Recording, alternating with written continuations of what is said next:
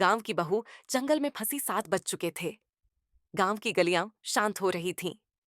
हल्की गुलाबी रोशनी आसमान को रंग रही थी, जैसे किसी ने सिंदूर से सजा दिया हो। पंछी अपने अपने घोंसलों की ओर लौट रहे थे। लेकिन गांव की बहू संध्या अभी तक घर नहीं लौटी थी। संध्या कोई साधारण बहू नहीं थी। वो शहर में पली बड़ी थी, पर शादी के बाद गांव को ऐसे अपनाया जैसे यहीं जन्मी हो। मिट्टी से प्यार करना, गायों को चारा देना, सब्जी उगाना, सब कुछ उसने सीखा और अपना लिया। गांव के लोग कहते, शहर से आई है, पर गांव की शान है ये लड़की। उस दिन गांव में मेला लगा था। भीड़ ज्यादा थी और रास्ते भरे हुए थे। संध्या ने अपनी सास से कहा, अम्मा मैं जल्दी लौट आऊंगी, बस हल्की सब्जी लेकर आती हूँ खेत से। मगर संध्या के मन में कुछ और ही चल रहा था। रोज मैं रोड से जाती हूँ, आज जंगल की छोटी पगडंडी से चलती हूँ, जल्दी पहुंच जाऊंगी।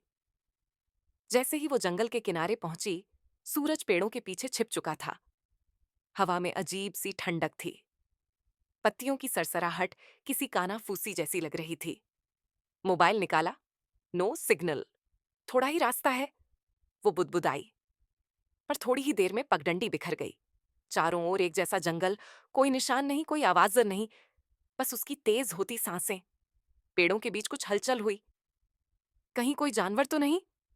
एक पल को लगा जैसे कोई उसकी परछाई देख रहा हो। क कौन है? उसकी आवाज कांप रही थी। अचानक एक उल्लू जोर से फड़फड़ाया और एक चील चीखती हुई निकली।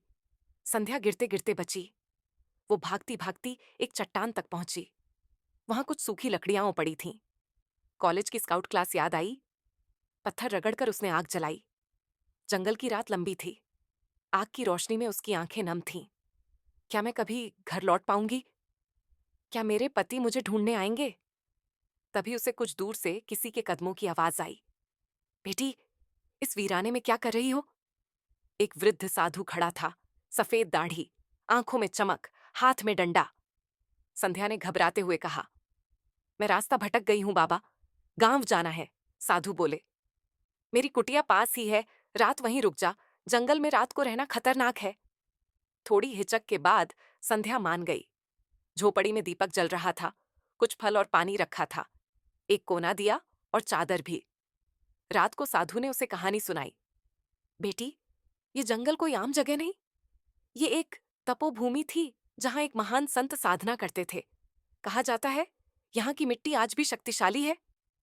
कुछ लोग जंगल की पूजा करते हैं, पर कुछ लोग इसकी ताकत का गलत इस्तेमाल भी करना चाहते हैं।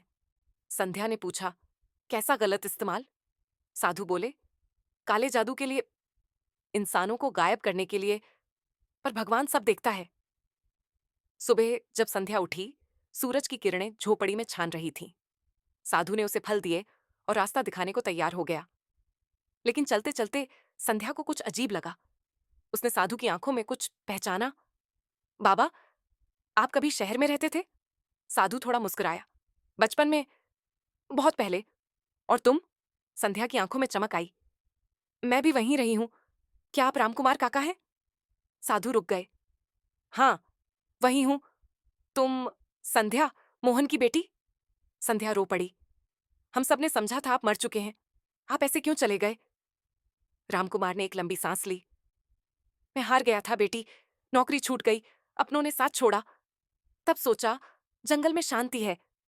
लेकिन सालों में एहसास हुआ, अकेलापन शांति नहीं देता, बस सजा देता है।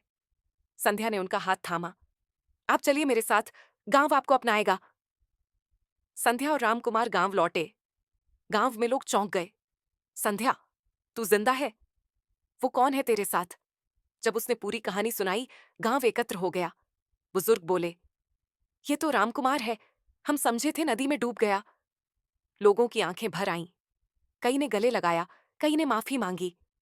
संध्या के लौटने के बाद गांव में सब कुछ सामान्य होने लगा। लेकिन संध्या बदल चुकी थी।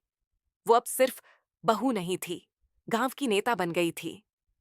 उसने गांव की औरतों को आत्मनिर्भर बनाना सिखाया, बेटियों को पढ़ाना शुरू किया और गांव में एक छोटा पुस्तकालय भी खुलवाया। रामकुमार काका को पंचायत की सलाहकार समिति में लिया गया। अब जब कोई लड़की डरती, संध्या उसे जंगल की कहानी सुनाती। जंगल हो या जिंदगी, अगर तुम में हिम्मत है तो कोई तुम्हें रोक नहीं सकता। हिम्मत और समझदारी से हर डर पर विजय पाई जा सकती है। जो अकेले हो जाते हैं, उन्हें साथ की जरूरत होती है, तिरस्कार की नहीं। महिलाएं कमजोर नहीं होती, बस उन्हें भरोसे की जरूरत होती है।